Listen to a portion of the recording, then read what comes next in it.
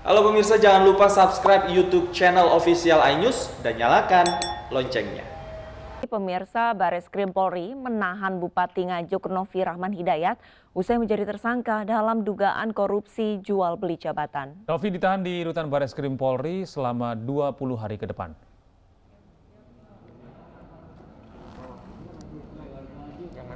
Usai diserahkan oleh KPK, kini penanganan kasus dugaan korupsi yang melibatkan Bupati Nganjuk Novi Rahman Hidayat dilanjutkan Bareskrim Polri. Ditetapkan sebagai tersangka, Novi ditahan hingga 20 hari ke depan di rutan Bareskrim Polri. Selain Novi, ajudan Bupati dan 5 camat di Kabupaten Nganjuk juga ditahan. Bahwa kita kemudian setelah penangkapan, kita memeriksa beberapa saksi berkaitan dengan kasus tersebut. Ada 18 orang saksi yang sudah kita lakukan pemeriksaan. Ya. Kemudian juga di dalam penangkapan itu kita juga menyita uang yang diduga berkaitan dengan jual beli jabatan sebesar 647.000 juta. Saya ulangi, 647.900.000. Barang bukti uang ini merupakan setoran para camat kepada Bupati untuk pengisian jabatan. Besar setoran bervariasi mulai dari 10 hingga 150 juta rupiah. Dari Jakarta, Anugrah Surya Herdiansyah, iNews melaporkan. Penyidik senior KPK tanggapi hasil tes wawasan kebangsaan di institusi Komisi Pemberantasan Korupsi. Novel menegaskan tes ini digunakan untuk menyingkirkan dirinya dan 74 pegawai KPK lainnya. Dalam keterangan tertulisnya, Novel menegaskan bahwa tes ini tidak relevan dengan tugas dan fungsi penegakan hukum di KPK. Ia juga menyoroti sejumlah pertanyaan yang dianggap bermasalah, diantaranya mengenai kenaikan tarif dasar listrik dan kebijakan pemerintah yang merugikan. Ia menyayangkan hasil tes 75 pegawai KPK yang dianggap tidak lolos, padahal pegawai yang dimaksud telah banyak berkontribusi menangani kasus-kasus korupsi besar yang menggerogoti negara.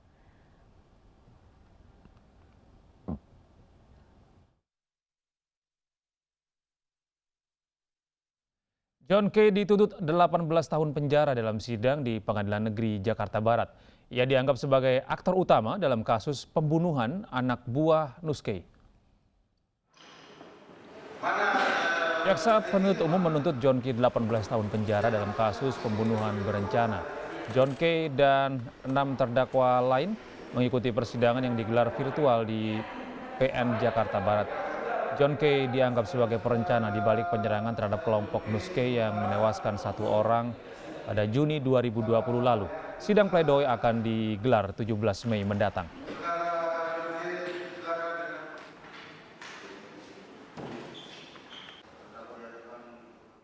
Mantan Menteri Kelautan dan Perikanan Edi Prabowo kembali menjalani sidang lanjutan kasus korupsi ekspor benur di Pengadilan Tindak Pidana Korupsi Jakarta. Dalam persidangan, salah satu saksi mengakui menyerahkan sejumlah uang senilai 2,5 miliar rupiah terkait pengurusan ekspor benur lobster. Jaksa penuntut umum Komisi Pemberantasan Korupsi menghadirkan 8 orang saksi Pengadilan Tipikor Jakarta Pusat. Salah satu saksi dari bidang jejaring inovasi maritim Kemenko Maritim, Anton Setio Nugroho, mengaku pernah menyerahkan uang sejumlah 2,5 miliar rupiah terkait pengurusan izin ekspor benih lobster dari PT Anugrah Binaniha kepada Andrew pribadi, staf khusus mantan Menteri KKP Edi Prabowo. Pemberian uang diberikan secara bertahap, pertama 1 miliar rupiah, kemudian penyerahan yang kedua dan ketiga senilai 750 juta rupiah. Atas perbuatannya, Edi Prabowo didakwa melanggar pasal 12 huruf A atau pasal 11 Undang-Undang Republik Indonesia nomor 31 tahun 1999 tentang pemberantasan tindak pidana korupsi.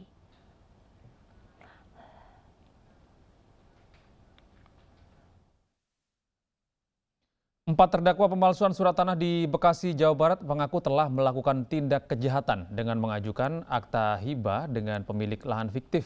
Pengakuan tersebut terungkap dalam sidang di Pengadilan Negeri Cikarang, Jawa Barat.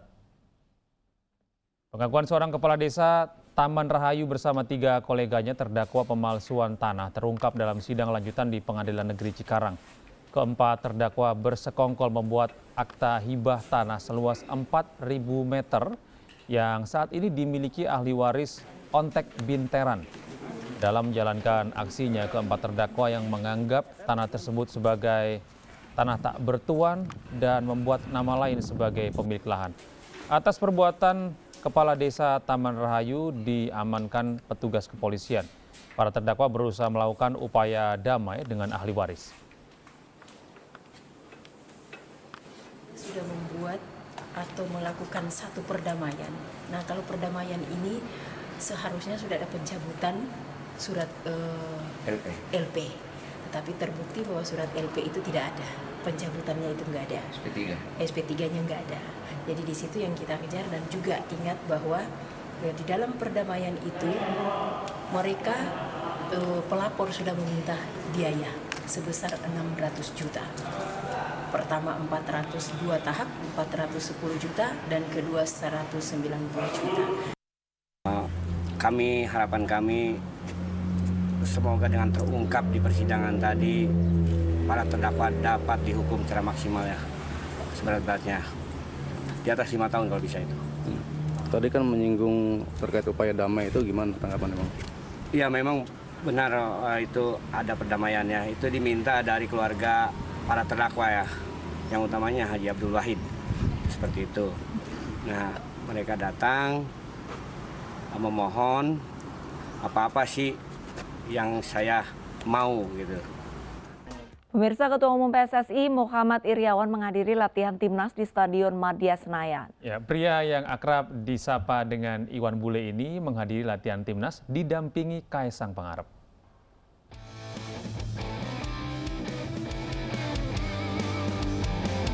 Ketua Umum PSSI Muhammad Iryawan bersama Kaisang Pangarep menghadiri pemusatan latihan tim nasional. Adapun pemusatan latihan timnas ini dipersiapkan menjelang laga kualifikasi Piala Dunia 2022 Grup G Zona Asia yang berpusat di Uni Emirat Arab. 3 laga yang tersisa bagi timnas Indonesia di kualifikasi Piala Dunia 2022 Grup G Zona Asia adalah melawan Thailand, Vietnam, dan Uni Emirat Arab. Secara analisis, secara perkembangan, peningkatan fisik cukup menggembirakan 80%. Karena memang saat puasa banyakkan semuanya pada puasa. Mereka taat-taat betul, namun memang ada pengenjotan fisik menjelang nanti mereka berangkat dan di sana juga. Sehingga nantinya kita akan betul-betul menampilkan performa terbaik untuk timnas kita yang memang dipersiapkan. Mudah-mudahan, karena saya tanya kemarin waktu evaluasi dengan Sinteyong, mereka semua bermental bagus, kemudian disiplin. Kemudian staminanya juga demikian, dan kekompakan dalam satu ikatan kesatuan. Dalam kesempatan yang sama, Ketua Umum PSSI juga menyebut baik hadirnya portal olahraga baru milik MNC Portal Indonesia, sportstars.id. Saya Ketua Umum PSSI mengucapkan selamat atas peluncuran sportstars.id. Mudah-mudahan dengan kemunculan sportstars.id akan terus menyamakan olahraga Indonesia, khususnya sepak bola jaya. Portal yang rencananya diluncurkan pada 25 Mei ini diharapkan mampu berkontribusi dalam mengembangkan olahraga Indonesia. Dari Jakarta, Virga Agesta, Harinta, iNews melaporkan.